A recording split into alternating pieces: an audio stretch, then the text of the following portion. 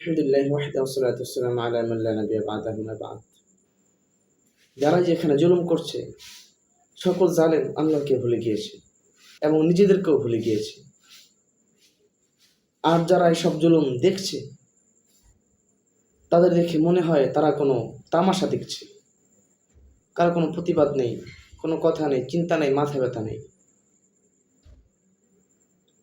আর প্রতিবাদ না করে চুপচাপ দেখা, এটা হলো আল্লাহকে ভুলে থাকার নামান্তর। আল্লাহ আমাদেরকে সকল বিষয় থেকে হেফাজত করুক। আল্লাহ বলেন, ওয়ালা তাহসাবান্নাল্লাহা গাফিলান আম্মা ইয়ামালু যালিমুন। জালেমরা কি ধারণা করে যে আল্লাহ তাদের জুলুম সম্পর্কে গাফেল? আল্লাহ ছাড় দেন, ছেড়ে দেন না। আল্লাহ জালেমকে ছাড় দেন। ছাড় দিতে দিতে দিতে দিতে দিতে যখন তার জুলুমের সীমা অতিক্রম হয়ে যায়, তখন আল্লাহ তাকে ধরে।